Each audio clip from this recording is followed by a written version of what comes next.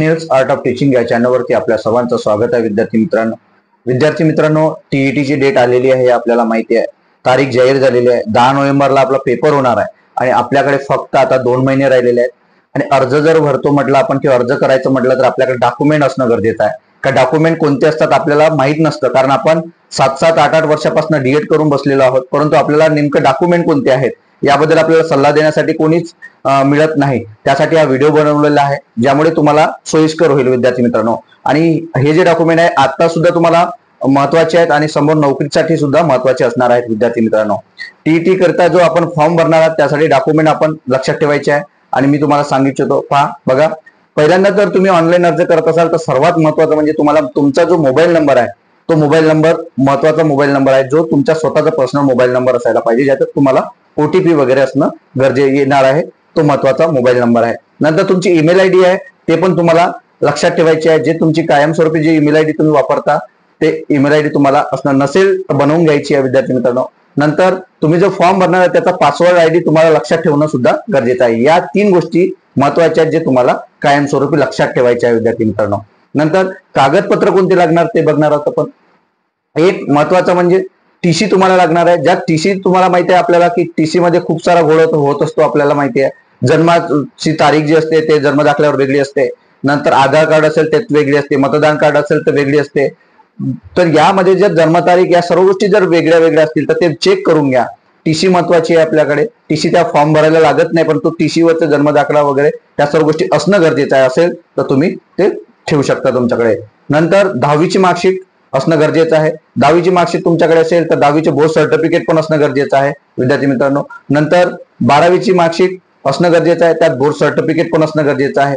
नंतर तुम्ही जर डिग्री केला असाल तर डिग्रीचे सर्टिफिकेट असणं गरजेचं आहे. म्हणजे डिग्री जर असेल तुमच्याकडे प्रोव्हिजनल असेल तर प्रोव्हिजनल, नसेल तर काही हरकत नाही. परंतु फॉर्म भरताना डिग्री जर असेल तुमच्याकडे 3 वर्ष झाले असेल 2 वर्ष तर ते तुम्ही आणून ठेवू शकता तुमच्याकडे. म्हणजे डिग्री सर्टिफिकेट, डिग्रीच्या मार्कशीट असणं गरजेचं आहे, महत्वाचं. नंतर तुम्ही जर प्रोफेशनल हे एकॅडमिक शिक्षण झालं, 10वी 12वी डिग्री किंवा एमए वगैरे झाले असेल तुम्ही, तर हे एकॅडमिक शिक्षण आहे. नंतर तुम्ही जर प्रोफेशनल शिक्षण मध्ये जर पाहिलं तर प्रोफेशनल मधलं तुमचं डॉक्युमेंट, तुम्ही जे डीएड झाला तर डीएडची मार्कशीट असणं तुमच्याकडे गरजेचं आहे, डीएडची मार्कशीट. नंतर बीएड झाला असाल तर बीएडची मार्कशीट सुद्धा असणं गरजेचं आहे विद्यार्थी मित्रांनो. नंतर तुम्ही जर एमएड झाला असाल तर एमएडची मार्कशीट असणं गरजेचं आहे, जे तुम्ही प्रोफेशनल शिक्षण म्हणून तुम्ही याकडे बघत असतो आपण.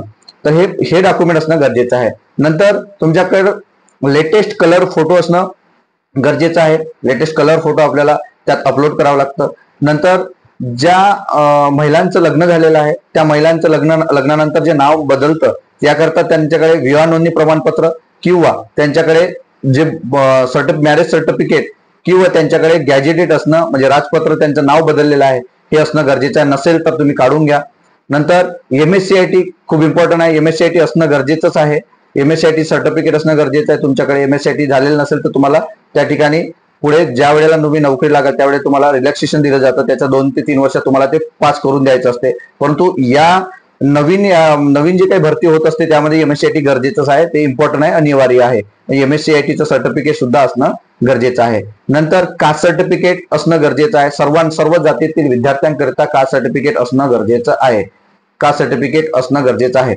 नंतर काही जे विद्यार्थी आहेत आपले ईडब्ल्यूएस आहेत, म्हणजे ईडब्ल्यूएस अनाथ असल्यास त्याचं सर्टिफिकेट, ईडब्ल्यूएस विद्यार्थी आहेत त्यांचं सर्टिफिकेट. नंतर एक्साइज म्हणजे जे काही ड्युटी केलेले असतील, म्हणजे आपले माजी सैनिक असतील त्यांचं सर्टिफिकेट. नंतर स्पोर्टमॅन असेल तुम्ही तर स्पोर्टमॅन, म्हणजे स्पोर्ट जर खेळत असाल तर स्पोर्टचं सर्टिफिकेट असणं गरजेचं आहे. नंतर व्हॅलिडिटी असेल तर ठीक आहे, नसेल तर काही हरकत नाही. व्हॅलिडिटी इम्पॉर्टंट नाही आहे. व्हॅलिडिटीचं म्हणजे व्हॅलिडिटी असलीच पाहिजे असं नाही. व्हॅलिडिटीचं विविध याच्यावरती आपल्याला गरजेचं असते नंतर नोकरी लागण्यासाठी, म्हणजे व्हॅलिडिटी सुद्धा इम्पॉर्टंट आहे. पण नसेल तर तुम्ही टीईटीचा फॉर्म तरी भरू शकता. नंतर जे नॉन क्रिमिनल आहे, नॉन क्रिमिनल अट पहा. नॉन क्रिमिनल जी आहे ती एससी आणि एसटी साठी नॉन क्रिमिनलची गरज नाही, हे आपल्याला माहिती आहे. एससी आणि एसटी करिता नॉन क्रिमिनल गरजेचे नाही. परंतु इतर जे कॅटेगरी आहे, म्हणजे ओबीसी आहे, एसबीसी आहे किंवा एनटी आहे, एनटी मधल्या ज्या काही A B C D J काही सबकास्ट आहेत, या सर्व विद्यार्थ्यांकरता नॉन क्रिमिनल असणं गरजेचं आहे विद्यार्थी मित्रांनो. मग नॉन क्रिमिनलची डेट सुद्धा आपल्याला चेक करायची आहे, डेट गेली आहे की नाही आहे.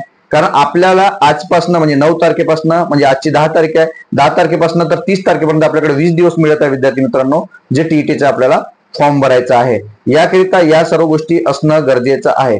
आयडी प्रूफ म्हणून तुमच्याकडे आधार कार्ड किंवा पॅन कार्ड सुद्धा असणं गरजेचं आहे विद्यार्थी मित्रांनो.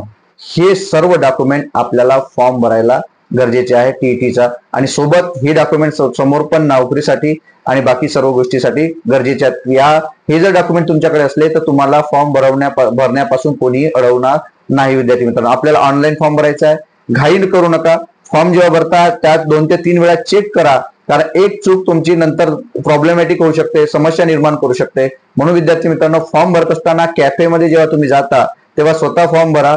फॉर्म भरत असताना ज्या वेळेला तुमच्या साईडला जो कॅफेवाला फॉर्म भरत असतो त्याच्या समोर प्रत्येक गोष्ट टाकताना त्या ठिकाणी चेक करून घेत जा, डेट ऑफ बर्थ काय आहे, कास्ट काय आहे. कारण कास्ट मध्ये हे टाकताना विद्यार्थी मित्रांनो चुकी केली जाते आणि खूप मोठा घोळ होत असतो. मग हे सुद्धा लक्षात घ्या, कारण जाणीवपूर्वक चूक झाली म्हणजे चूक करू नका, कारण ही चूक कोणीही तुमची ऍक्सेप्ट करणार नाही नंतर.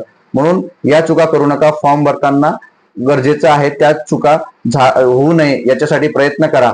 आणि असलेले जे काही 2 महिने आहेत, आता 60 दिवस राहिलेले आहेत परीक्षेसाठी, चांगला अभ्यास करा, सातत्याने अभ्यास करा आणि कायमस्वरूपी अभ्यास करा. कारण हे टीईटी मध्ये पास होण्यासाठी तुम्हाला माहिती आहे, जे ओपन मधून पास व्हायचं असेल तर तुम्हाला 90च्या वर मार्क्स पाहिजे, आणि कॅटेगरी मधून तुम्ही जर पास होत असाल तर 82 मार्क्स असणं गरजेचं आहे विद्यार्थी मित्रांनो.